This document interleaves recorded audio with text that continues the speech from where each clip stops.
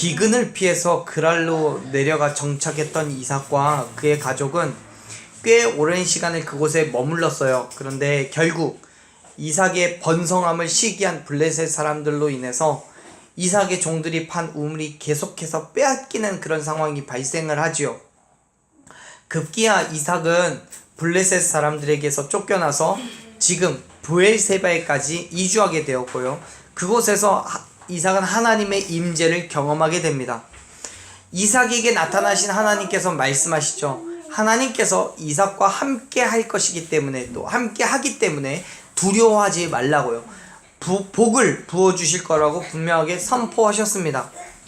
그 후에 브엘세바에서 잘 살고 있는 이삭을 아비멜렉이 찾아와요. 그래서 뭐라고 하냐면 26절인데 같이 읽겠습니다. 아비멜렉이 그 친구 아훗삿과 군대 장관 비골과 더불어 그랄에서부터 이삭에게로 온지라. 아멘. 아비멜렉은 이삭을 찾아서 그의 친구인 아훗삿 그리고 군대 장관 비골과 함께 그랄에서부터 와요. 사실 이 아비멜렉은 블레셋의 왕이기 때문에 군대 장관인 비골을 동행하여서 이삭을 찾아온 것은 이해할 수 있는 일이에요. 그럴 수 있어요. 그런데 지금 26절에서 이야기하는 것처럼 아훗삿은 여기서 친구라고 이야기하잖아요. 이 친구인 아훗삿이 동행한 것은 별로 일반적인 것이 아니에요. 어떤 국가의 대소사를 이루어가는 그 일에 그 나라의 장관이나 누군가를 데려가는 것도 충분히 있을 수 있는 일인데 친구를 데려가진 않잖아요. 그렇기 때문에 여기에서 26절에서 말하는 이 친구인 아훗삿을 데리고 간다는 건 참 일반적이진 않아요. 그런데 친구라는 단어의 본래 의미는, 여기에서 말하는 본래 의미는 왕의 친구예요.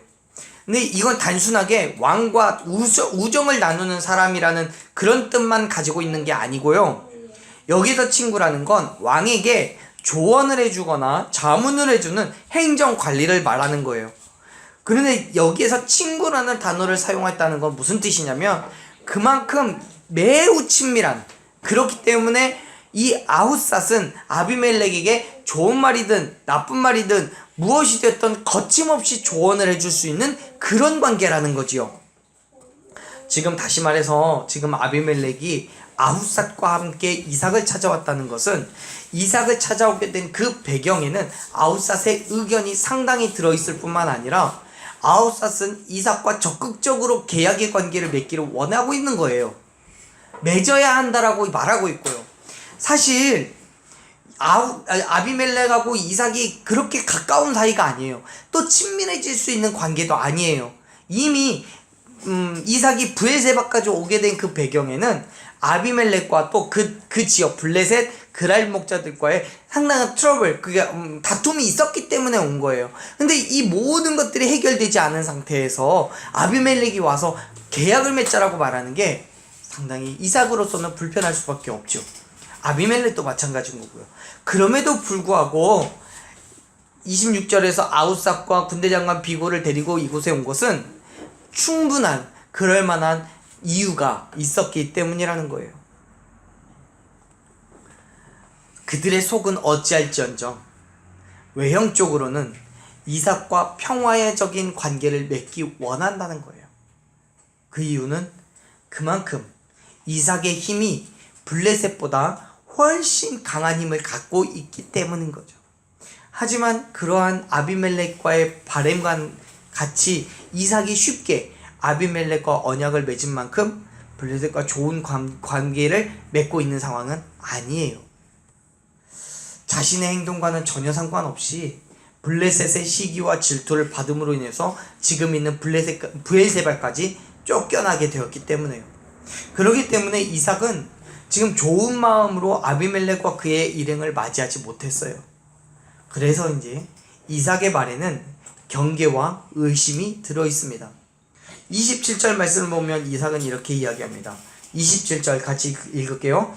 이삭이 그들에게 이르되 너희가 나를 미워하여 나에게 너희 떠나게 하였거늘 어찌하여 내게 왔느냐. 아멘. 이삭은 이렇게 말하는 거예요. 얘들아, 야, 내가 왜 여기까지 와 있는 줄 알아? 너희 때문에, 너희가 나를 미워하고 시기해서 내 우물 다 빼앗았기 때문에 그라를 떠나서 여기에 거주하고 있는데, 그 힘든 광야길을 떠나서 먼 거리를 이동해서 지금 여기에 거주하고 있는데 니네들이 무슨 염치로 여기까지 쫓아왔느냐, 이 얘기하고 있는 거예요. 이삭의 입장에서는 지금 아비멜렉을 만나는 게 기쁜 일이 아닌 거예요. 불편한 거예요. 그뿐만 아니라 그들이 이삭을 찾아올 만한 이유도 이삭에게는 없었어요. 그렇기 때문에 지금 27절에서 이삭은 날선 대답을 아비멜렉에게 하고 있는 거예요. 이삭의 질문에 대해서 아비멜렉은 이렇게 대답을 합니다. 28절 읽겠습니다. 그들이 이르되 여호와께서 너와 함께 계심을 우리가 분명히 보았으므로 우리와 너 사이에 맹세하여 너와 계약을 맺으리라 말하였노라. 아멘. 지금 아비멜렉이요, 이삭을 찾아온 이유는 계약을 맺기 위해서라고 분명하게 언급하고 있어요. 계약을 맺재요. 그런데 굳이 이 시점에서 아비멜렉이 이삭과 계약을 맺는 그 이유가 뭡니까?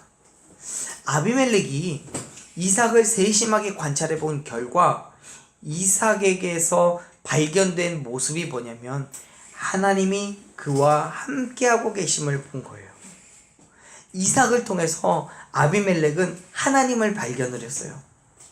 아비멜렉이 히브리인이에요? 이스라엘 사람입니까? 아니에요. 이방인이에요. 블레셋 사람이에요. 그럼에도 불구하고 아비멜렉은 이삭에게서 하나님을 발견을 했습니다.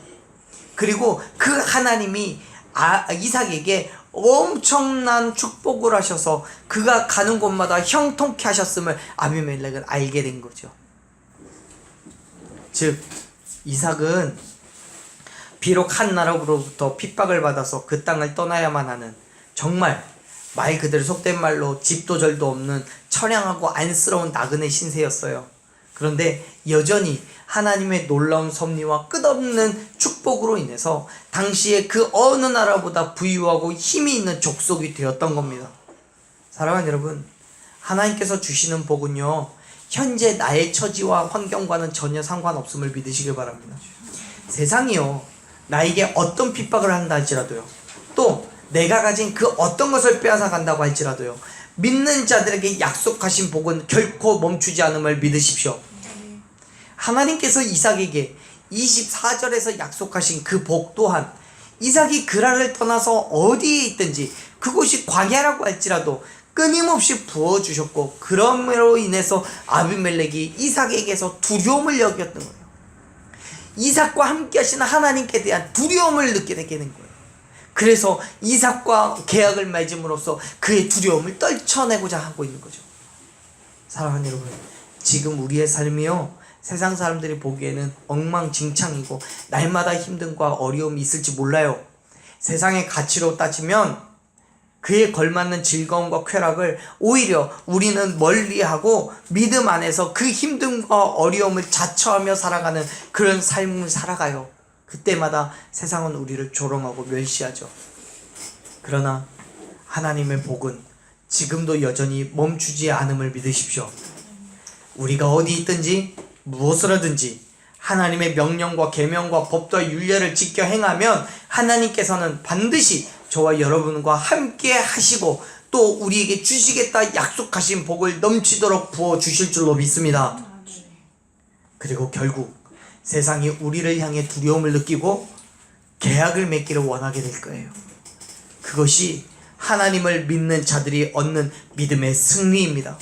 믿음의 승리요. 그때까지 우리는 참아야 되는 거예요. 견뎌야 되는 거예요. 세상에 쓰러지지 마세요. 세상은 언제나 우리가 정복하고 다스릴 대상이지 우리가 숭배하고 섬기는 대상이 아닙니다.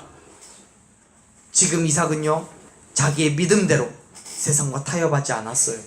세상의 요구를 그대로 수용하면서 하나님을 버리지 않았어요. 자신의 믿음대로 견뎠어요. 세상이 어떤 어려움과 갈등의 거리를 준다고 할지라도 여러분, 이삭은 참아내고 견뎠어요.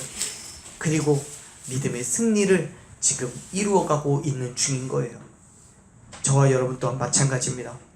우리가 살아가는 모든 날 가운데 여러 가지 힘듦과 어려움과 갈등의 거리가 있겠지만 그때마다 사랑하는 여러분 참으십시오.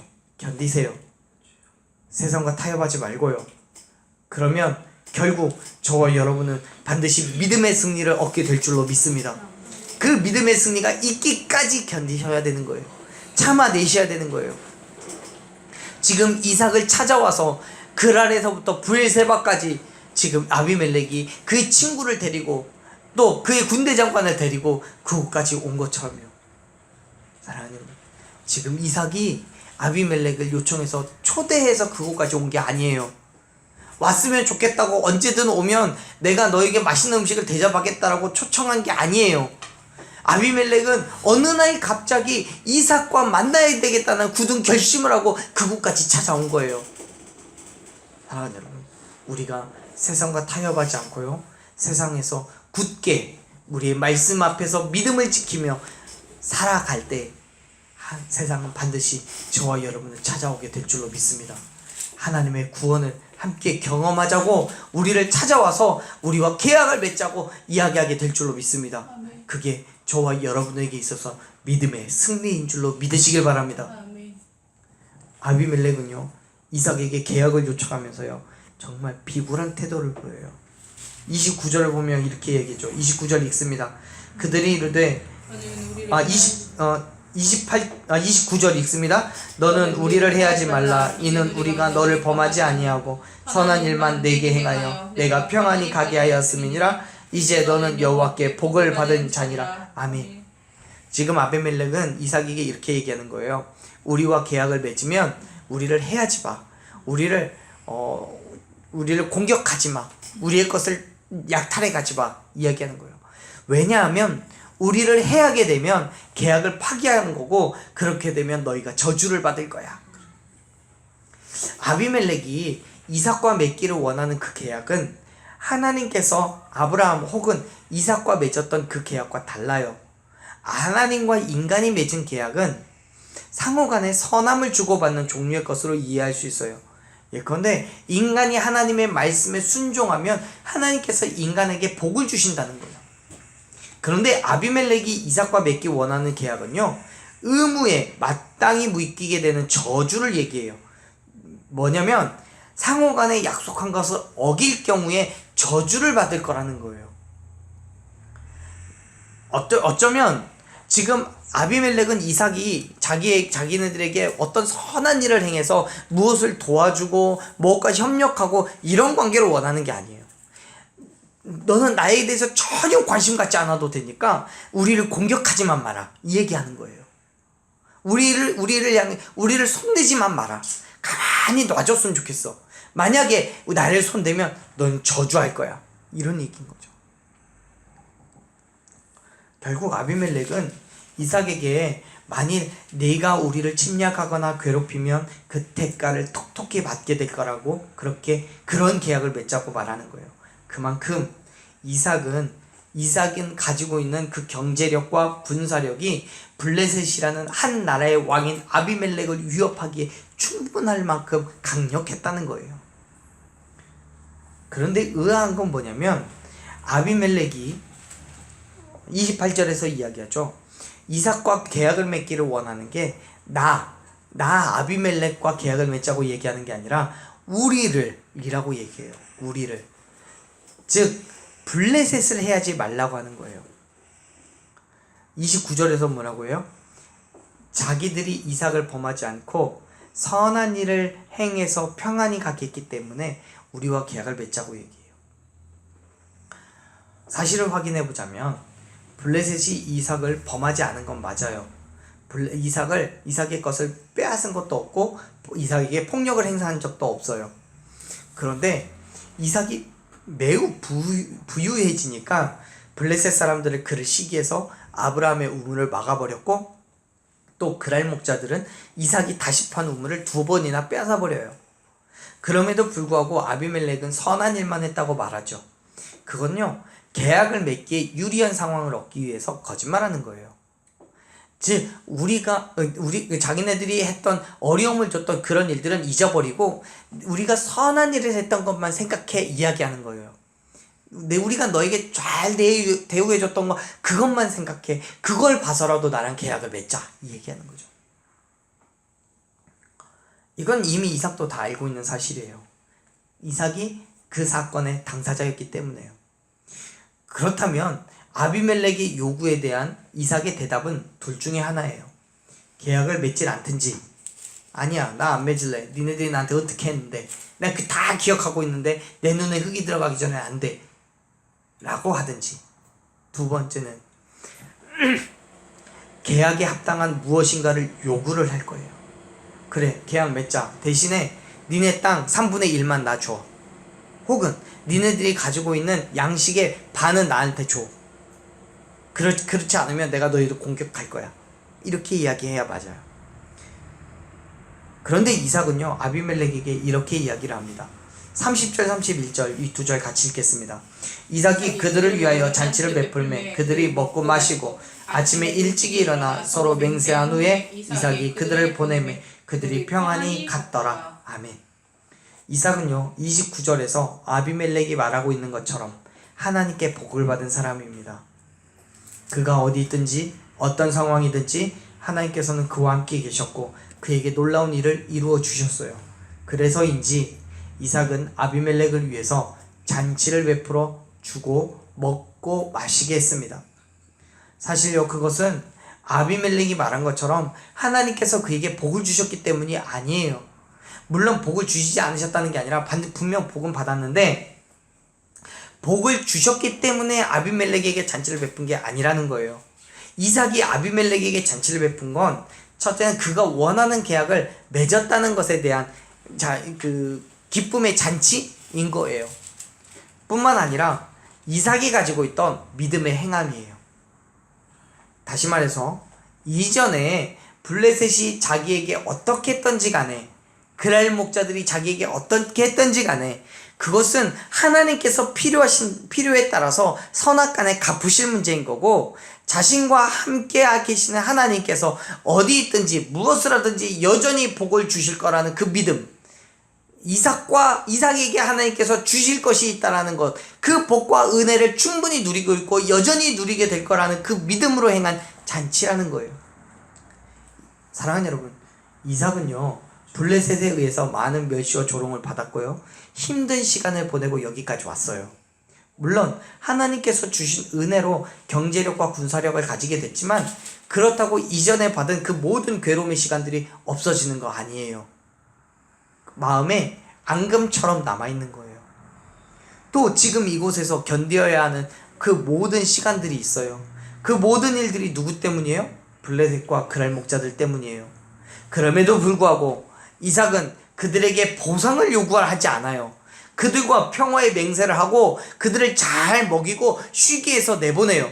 그것이 이삭의 믿음이었고 결국 그것은 믿음의 승리가 되었음을 믿으십시오. 이전에 우물을 빼앗길 때에도요 믿음으로 주님께서 하실 것을 기대하며 아무런 말도 없이 내놓았어요. 브에세바까지 믿음으로 왔어요.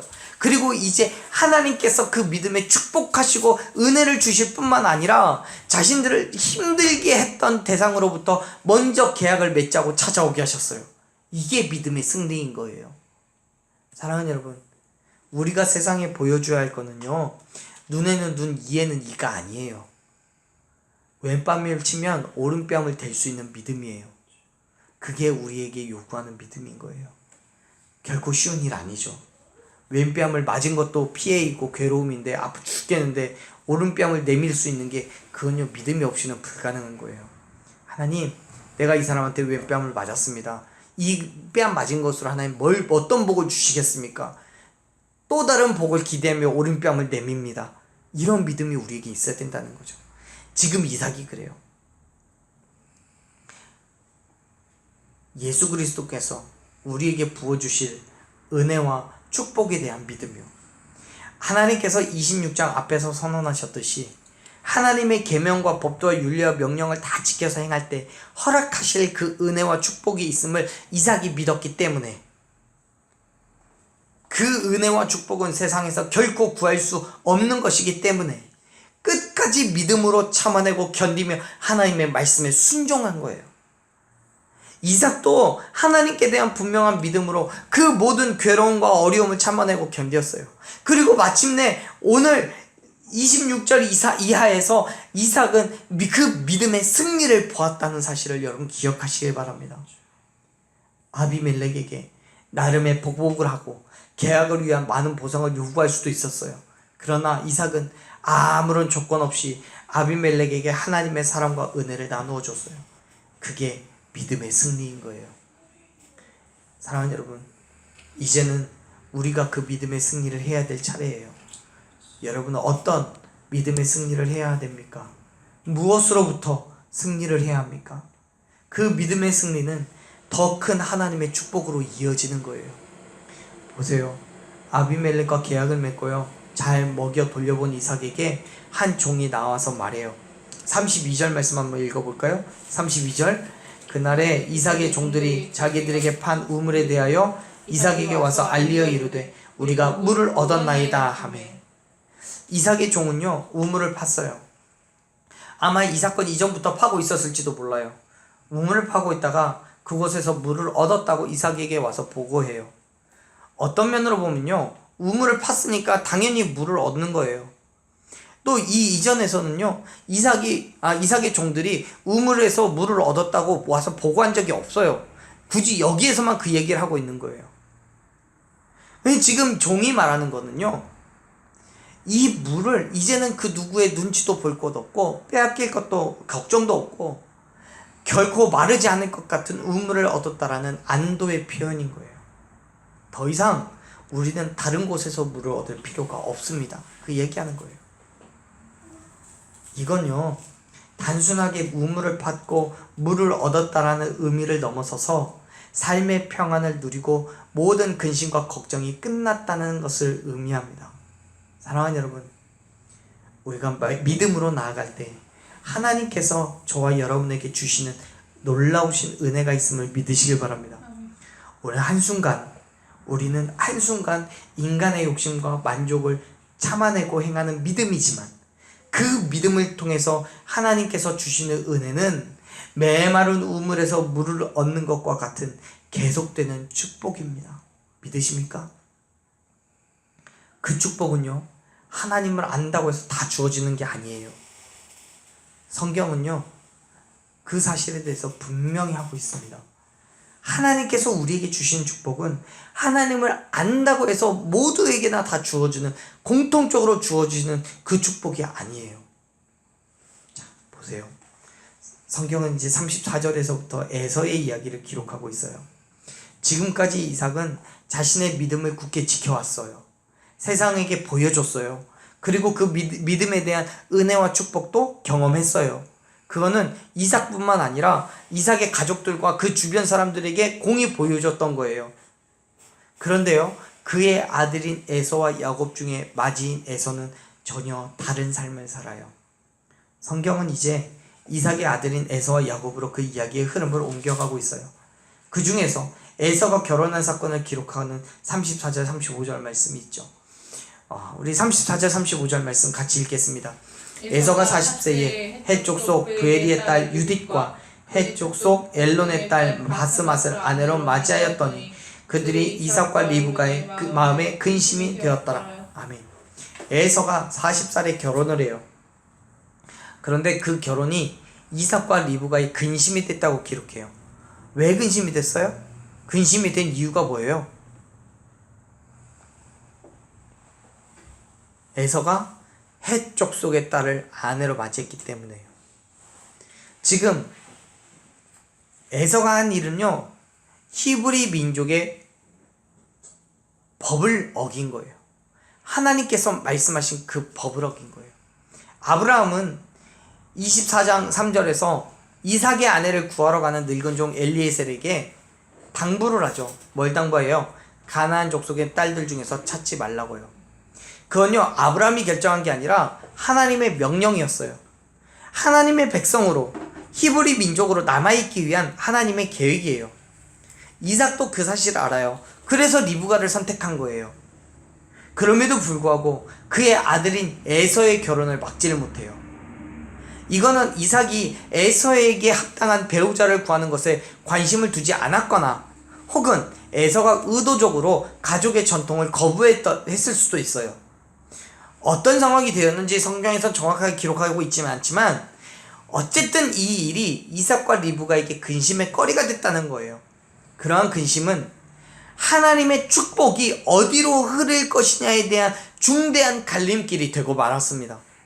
즉 아브라함이 그렇게 지키려고 했던 가나안 족속과의 결혼에서는 가나안 족속과 결혼해서는 안 된다라는 그 원칙을 에서가 깨버림으로 인해서 그는 더 이상 아브라함의 자손들에게 허락된 그 축복을 누리지 못하게 됐다는 거예요. 무엇 때문인지 정확하게 모르겠지만 에서에게는 믿음의 포기가 있는 거예요. 사랑하는 여러분, 우리는 끝까지 믿음으로 살아가기를 간절히 축원합니다. 믿음으로 살아야 돼요. 그 일이 여러 가지 것들로 힘들고 어려움의 연속이라고 할지라도요, 믿음을 지킬 때 반드시 그 믿음의 승리가 있을 것을 믿으시길 바랍니다. 지금 에서가 자기의 믿음을 버리고 헷 족속, 가나안 족속의 딸들과 결혼함으로 인해서 자기 민족의 정체성을 버린 것처럼 우리가 세상을 선택하여서 세상과 살아가기를 결정했을 때, 믿음의 정체성을 버렸을 때 결국 우리는 하나님의 축복으로부터 멀어지게 된다는 사실을 기억하시길 바랍니다. 사랑하는 여러분, 이삭의 믿음과 같이 세상의 힘듦과 어려움 가운데서도 끝까지 믿음으로 살아가십시오. 그 믿음의 삶이 있을 때 우리에게 반드시 승리가 있을 줄로 믿습니다.